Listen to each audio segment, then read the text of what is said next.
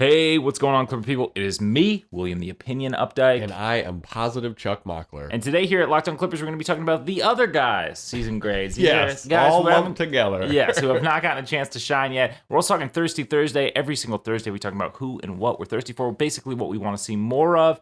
And then we're also going to talk about Luke Kennard, which we love to do on this podcast. So that and more coming up right about now. You are Locked On Clippers, your daily Los Angeles Clippers podcast, part of the Locked On Podcast Network, your team every day. Yes, welcome to Locked On Clips, coming at you 5 days a week, still in this offseason. Yeah. You can listen to us anywhere you can get podcasts. We're part of the Locked On Podcast Network. Kill some windshield time and come out at 7 a.m., sometimes with extra audio. Today, we're talking the other guys' season grades. And there's a lot of other guys to kind of go over. We picked people who contributed. We also picked a couple of, end of the rotation guys, which, they were there too for sure. It's hard sometimes, I think, with this Clippers team to remember how many people actually did play for this roster this year. We had so many holes to fill. And it just, just looking at like Basketball Reference for the roster list, you're like, oh yeah, there was a shit ton of guys who played for the Clips this year. Yeah. Oh, definitely. So where do you want to start? We should probably start with Bledsoe, right? Like the most important kind of contributor. I was going to say, your favorite ex-Clipper of this year, probably. Yeah. Look, the Bledsoe thing, he had some highlights we'll talk about in a second. We couldn't really get the spacing, I feel like, to work quite correctly with him to work in that starting unit. Right. It wasn't really quite right. And also, it was pretty apparent that, Reggie wasn't quite the same off-ball Reggie with Bledsoe, which makes sense. Yeah. It's a very much different... Hard transition from what he's been doing, too. Well, and it's just so much different playing off-ball with Kawhi and Paul George than it is playing with Eric Bledsoe. Right. Which isn't a knock on Bledsoe, you're talking about like two top 15 guys. Yeah, just different. Eric Bledsoe. Yeah, just different. And so that, I do feel like he was a bit of a victim of circumstance in that early part of the season just because, for sure. They didn't get enough of an off season to really prepare any sort of like chemistry or continuity between those two. Yeah. So I think early returns, I think a lot of people were pretty down on Bledsoe, and I'll include myself in that. But once they kind of got things figured out and he became the de facto sort of leader of that second unit. Oh, it was so good. Yeah, I did think things kind of turned a corner, and I did like, sort of his north-south ability. Yep. I thought, it was up and down, but I thought that he was an improved three-point shooter with the Clips. Sure, yeah. From where I kind of thought he was We took advantage of a good year from him from outside. Yeah. And you definitely have some situations like earlier in the shot clock where you're gonna want him to shoot. Yeah, where you're definitely gonna be like questioning those types of shots. But overall, like between sort of like the energy he provided and the defense, like Bledsoe to me was an interesting piece, and it will always kind of be, I don't know about always, but it will for at least part of the year next year, depending especially on like how long it takes for things to really click. Sure. It'll always kind of be one of those like what could have been things for Great me. Clipper player. Yeah, with Bledsoe, with the ability to have played more games with at least Paul George and, ideally Paul George and Kawhi. Yeah, he fits what the Clippers need so well. And then he went to Portland and they just didn't let him play basketball, which is very frustrating. What's your season grade on Bledsoe? I don't know. I'm thinking probably a B. I think I'm that gonna go B plus. Actually, no. I'm gonna go B minus. Yeah, I think that he like. I had some pretty lofty expectations for him. We talked about how he might start potentially. Yeah, totally. And I already alluded to, like I think it was partially a victim of circumstance. But I think with the improved three-point shooting and like the defense that he was able to provide, wish we could have got a little bit more out of him in transition. Sure. I wish we could get more out of everybody in transition. But also a somewhat limited sample size ish. I guess not really. Yeah. But yeah, so like the outside shooting puts him into the B for me. Yeah. For sure. Serge Ibaka. Which, what a shame that this didn't work out for the Clippers.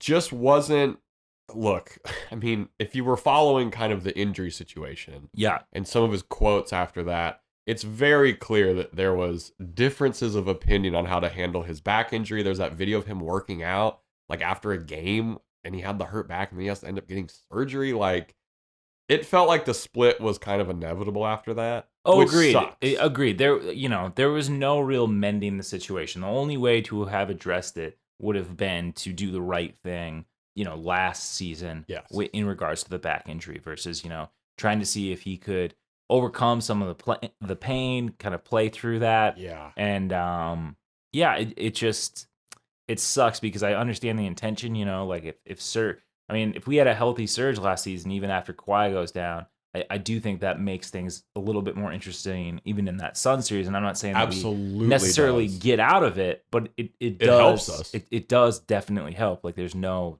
way around that. Yeah. So yeah, man, it's really tough for me with Surge just because we do have the context of sort of like that, difference of opinions between the training staff and like kind of what he thought was best. But there were times where he did look disengaged. Just a lot of shots at the rim this year. Yeah. For the Clippers specifically. He averaged 6 and 4. He only played 35 games. Yeah, and he was kind of... He wasn't there, it felt like. It felt like sometimes good teammate, like you'd be hyped and stuff on the bench, but on the court it just... He also like had some... It got better, but from when he first started in the season, like it seemed like he had some difficulty moving and stuff. And then he got beat out by Hart. When he went down, Hart played so well. Yeah. The writing was kind of on the wall of like, we got to give more time to this guy. Yeah, which was an exciting development. We probably didn't talk enough about how Hart kind of beat out some people to get those minutes that he got at center. Yeah. In his season grade, because that is pretty impressive. And then, I thought it was like interesting that he went to the Bucks, but with Lopez healthy, he doesn't really even have as much like that much of a role there. Yeah. What's your season grade on Surge? I'm gonna have to go like C or C minus. I was gonna go D. Yeah, that's fair. Yeah. I don't know if it's a passing grade. I mean, it is in that we passed on him. Oh, okay. Shots fired. Justice Winslow. Kind of able to carve out a role as a third center. We just didn't really need him to do that. And he was out due to some injuries. Firmly like a C for me. Yeah, like about as expected. Like, look, I know that there were. I mean, yourself handled the ball a bit more than I think we were. Like we did tried see to do point the justice, point which forward was yeah. Look, I think that there were some understandable but maybe lofty expectations for Justice, including yourself. Absolutely, 100%. And he did kind of seem, for some reason so hyped on Justice Winslow. I mean, like he kind of fits the mold of a Clippers reclamation project of what we've been able to do over the last few years. I'd say dating back to even like Pat Bev and Gallinari. Yeah, I'll take that. But yeah, I don't know. It didn't, like, once again, a great guy, great teammate. Yep. But yeah, he's like kind of firmly in like that C to maybe low C category for me. It's passing, but it's just fine. Yeah. Xavier Moon. We're gonna talk about his interview with Andrew Greif and Shavings. He had some really cool stuff in there later. Played out 3 10-day contracts and then got a 2-way contract that expired after the season. Reggie loved him, said he kept him energized during the season. Averaged 6-1 and 2.5 in 10 games for the Clips. Had 17 in that 50-point win versus OKC. Man, I might give Xavier Moon. It's a very limited sample size, obviously. But what he brought and helped Reggie feel energized based on how many minutes Reggie had, I might give Xavier Moon an A. I'll probably go B+, but I can definitely see the argument. Great vibes, guy. This was like kind of a surprising thing of the season, and for a season that we've talked about on here that had kind of a lot of gut punches in terms of. We pretty much just got punched in the stomach for 82 games or whatever. Yeah, Xavier Moon was definitely like a nice development and a nice story. Yes, the rare punch to the chest as opposed to just the stomach. Yeah. Then Rodney Hood and Semi Ojeleye. These guys got a fair amount of undue hate, I think. From you. From me. And some other people.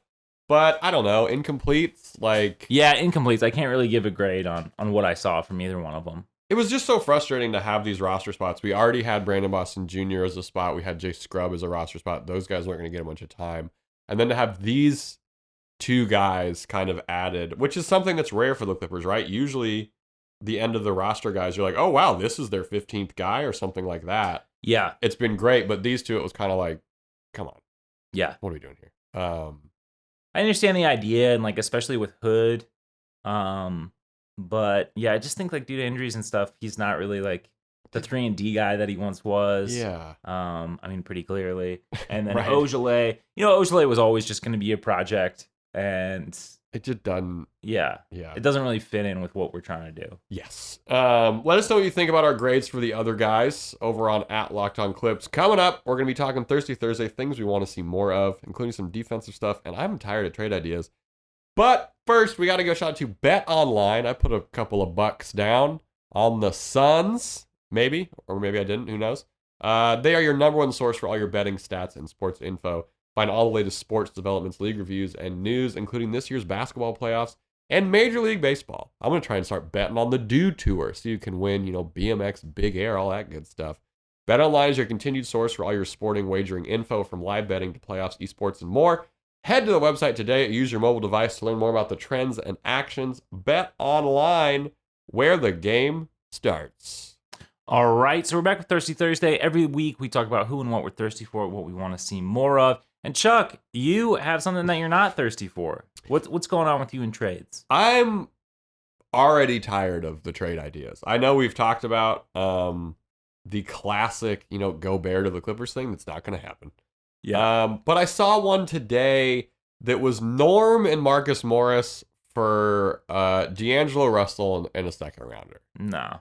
And it just made my head hurt because the D-Lo to the Clips train has kind of picked up some steam. Why? I'm against it. Yeah. It's not a main priority. Yeah. Is to have Russell on this team. And I don't want to give up Norm Powell. I mean, like, it's hard because he was like an all-star with the Nets, but like, other than that, like, and even he's a good player. I'm not against, but he's just a fine player. Like, I just think like he hasn't really had a lot of like experience on winning teams. Sure. That's fair. And yeah, I just don't really see the fit. Giving up Norm for D'Lo would make me upset. Yeah, I just think like in terms of contracts and stuff, I mean, yeah, like more of a traditional point guard for sure, but I just don't really like we're gonna and put like Reggie on the bench. I get the feeling that like he would not be especially psyched on his role with the offense. Right, like he's starting? I mean, yeah, he's starting, but like, he's gonna get a lot less touches, a lot less field goal attempts. Yeah. Like he takes the ball out of our two best offensive players. Yeah, it's just interesting. What are you thirsty for? Well, I'm kind of thirsty for this defensive identity from this year's squad. Like, this team has been solid defensively, but I think this year what they were able to do in the absence of Kawhi and Paul George, if they can carry that over to the great offense that we've seen, I think we're looking at something really special here. Hell yeah. So just going by like defensive rating, this season we did finish 8th in defensive rating. Like, things definitely went. That's incredible. But they did go downhill because we were like top 5 there. Yeah. That was a crazy run. Especially after the All-Star break. But we finished 8th, 109.5 defensive rating. And we, weirdly enough, we also finished 8th last season. Okay. 110.6 on that defensive rating. We were 5th in defensive rating in 1920, which, famously had a lot of stuff going our way before the bubble. Yep. Right. 106.9 in that season. And I say this because, like, I do think it's, like, really interesting what we were able to do shorthanded. So I do see that being, to it's some a feather level, in the cap. to some level, like, replicable. And then you just look at, like, how big, like, coming into this season, I wasn't as worried about the offense as I probably should have been. Sure. Especially given like how clunky it could look even with Paul George out there. Yeah. But it's never really been a problem for this team before. So we did finish 25th this season in offensive rating, which does make sense given the personnel we had. It absolutely makes sense. And you look at like our leading scorer and like what his field goal percentage was and everything. It's like, I get that. We're the 25th best offense. But we did finish 3rd in 2021 and 2nd in 1920. So. Wow. This team has always been able to score. The blueprint for a juggernaut is very much there.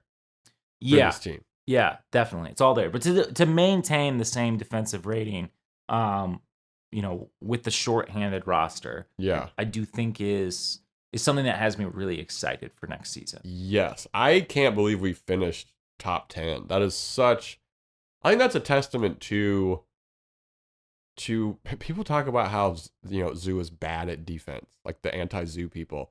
He started every single game and was the starting center for a team that had 109.5 defensive rating. I'm not sure where we're finding a cheaper, better option to fit with this team and how our salaries work than Zoo as the starting center for that. Rudy Gobert on him in. Yeah, he forgoes his last couple of years. I'm thirsty want to see what we get from Terrence Mann's offseason. He alluded to it. This is his first full offseason in his career, which is pretty incredible. Crazy. Yes. Is a consistent mid-range jumper, not a turnaround jumper. A consistent, nice little mid-range thing, a fair thing to want to see maybe the foundation for after this offseason. That makes his game pretty interesting because we already know he can get to the rim very well. Yeah. And if he adds just that little bit of make you think if he's going to make this, 12 to whatever footer, that's a nice space to operate in. It definitely is. And then, you'd like to just see the good parts of his game continue to flourish, like improved decision making, yes, less hesitancy on the threes. And then the big thing for me is just like rebounding, because I think that is an interesting thing. That Terrence, we've seen him be a, 8-9 board per game guy, not, over an entire season. But the ability and the frame and everything, all the pieces are there for that. Yeah. He'll go through stretches where he's like really eating it up on the glass. So that is like what I would like to see from Terrence. Yeah, that's a good call. And then finally, I'm just hyped for Kawhi's return. Yeah. It kind of comes in waves because I don't forget that he plays for the Clippers, but it's a weird tenure so far in terms of like time. I mean, just one season. That's a long season, though. That's true. And like you said, there were so many gut punches that it was like, it's almost like you forget that you're getting punched in the gut while someone's also like standing on your head or something like that. Also so curious to see like what he's going to look like because it looks like he's gotten a little big, like strength-wise. I'm not like obviously not out of shape, but like he's always put on some mass. Yeah, he's always been like such a strong guy. Like that's what so many people who regularly defend him will talk about. Yeah, he's just a big human who's he's like very hard to match up against. So that is definitely pretty scary. Scary for opposing teams. Also, like just with this injury, like. It wasn't the full tear, but they repaired it as such. Of course, love that. Yeah, so I'm kind of curious to see like what that means for, like his movement and certainly we've seen some jab step. I was gonna say, and certainly like his jab step and sort of like just the style that Kawhi plays is such like it's like a pounding. It's a get to your spot. It's like a steamroller almost. It's just get to my spot. He's very athletic. He is very fast, but his game isn't predicated on that kind of athleticism. Yeah. Everybody watch Game 6 highlights Kawhi versus the Mavericks. Yeah, it's man. Yeah, go do that right now. Let us know what you're thirsty for over at Locked On Clips. Coming up, we're talking the Q&A between Andrew Greif and Xavier Moon in the LA Times. Go read the whole thing while you have a chance. But first, Will, if I had something up with my car, where could I get new parts for it? So you can get new parts at Rock Auto. This episode is actually brought to you by Rock Auto. Look, with the ever-increasing numbers of makes and models, it's now impossible for your local chain auto parts store to stock all the parts you need. So why endure the often pointless or seemingly intimidating questioning and wait while the person behind the counter orders the parts on their computer, choosing the only brand their warehouse happens to carry? You have computers with access to rockauto.com at home and in your pocket. You can save time and money when using Rock Auto. Why would you want to choose to spend 30%, 50%, even 100% more for the same parts from a chain store or car dealership? Example, you're just run-of-the-mill Honda Odyssey fuel pump. Okay. $353 from a chain store. Cool $216 from Rock Auto. Not bad. Rock Auto is also a family business. They've been serving do-it-yourselfers for over 20 years. The Rock Auto prices are reliably low for every customer, and they have everything you could need. Brake parts, tail lamps, motor oil, even new carpet. So go explore their easy-to-use website today and find the solution to your auto parts needs. Go to rockauto.com right now and see all the parts available for your car or truck. Right, Locked On in their How Did You Hear About Us box so they know we sent you. Amazing selection, reliably low prices, all the parts your car will ever need. rockauto.com. All right, welcome to Shavings. Talking a whole bunch of stuff, talking a great Q&A between Andrew Greif and Xavier Moon in the LA Times. We already gave Xavier Moon an A and one of us did, for his season grade. What's crazy about Xavier Moon, I didn't know this, he was initially signed to play in Italy this season, and he bought out his contract last summer after receiving interest from G League teams. The Pat Bev move. Yes, before landing with the AC Clippers. Wow. We had like a couple bet on yourself guys this year with him and Hart, which is really cool to see. Yeah, love it. Kind of this little ethos the Clippers have going there. He had some contact with the Suns before he signed his two-way, which has me thinking, are the Suns now in the, if this team is interested in him, he's probably pretty solid category with kind of fringe guys?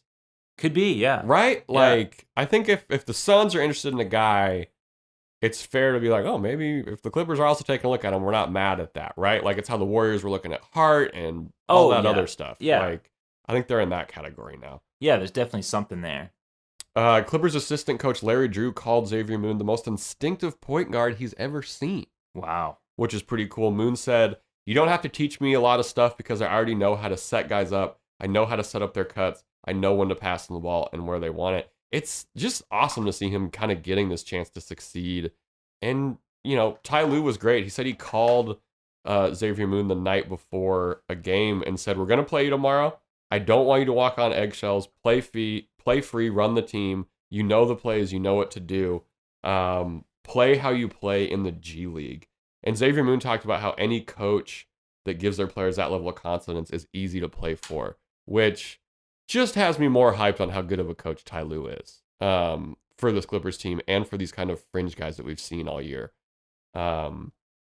Just kind of getting this kind of support and like openness to play how they feel comfortable to play. Which had me thinking, what does Ty Lue have to do to get Coach of the Year next year? Because I do feel like sometimes with Coach of the year before has a bit of a factor to it, and he had a bit of juice for it this year, but Clips got to be a 1 or 2 seed? Top of the pack div.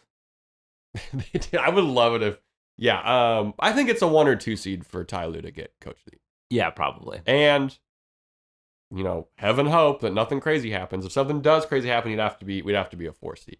Yes. And then, yeah. Ty Lue for Coach of the Year. Let's start it right now. We're starting it in May.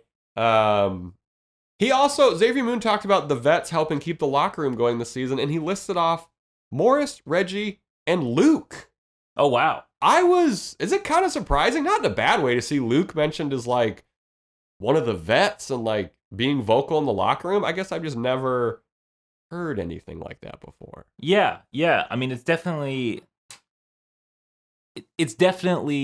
reassuring. It's a great thing to hear. And especially as Luke is like constantly, you know, entangled in sort of these trade talks that you're sick of hearing about. Entangled, yeah.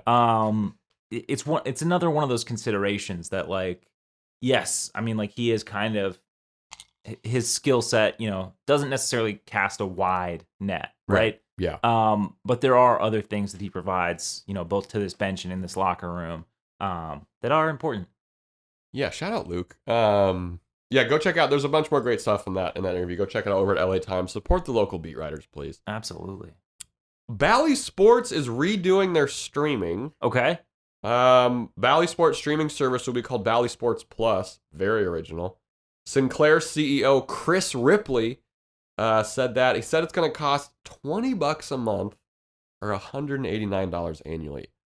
This kind of sucks. Yeah, it's not great. Bally's a bad service. Yeah, they have all sorts of errors and stuff. I don't know. We'll see how it goes. It sucks because you just don't necessarily have a whole lot of options.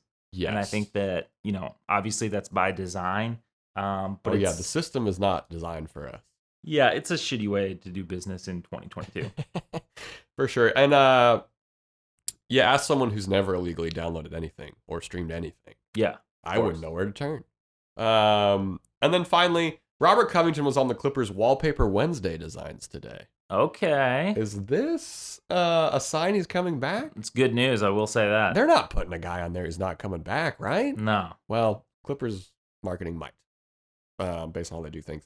Shout out Robert Covington. Hope he comes back. Will, anything else in shavings? Nah, let's get on out of here. Let's get on out of here. We hope you have a fantastic Thursday. Friday's episode, we got Justin Russo joining the pod. JR. We are definitely going to talk about the time he had to wear sunglasses to the game. We're going to be playing Love, Marry, Quarantine, and of course, whatever else happens between now and then in Clipperland. Will, if someone wanted to review this podcast and give us a season grade, where could they possibly do that? So you can review us, leave us a little season grade over at Apple Podcasts or on the podcast app. You can also do it on Spotify. You can listen to us on either one of those platforms. You can also listen to us on Google Podcasts. We're on Amazon Music. We're on Stitcher. We're on Deezer. Basically, anywhere you get your podcasts, you can get this show. I think we mentioned up top, but we do mention Monday through Friday. We did. 7 a.m. Pacific. So yeah, stay with us here. We're still coming at you 5 days a week. Still coming at you 5 days a week. Maybe an announcement next week. Who knows? I have been Positive Chuck Mockler. And I am William the Opinion Updike. And as always, we appreciate you.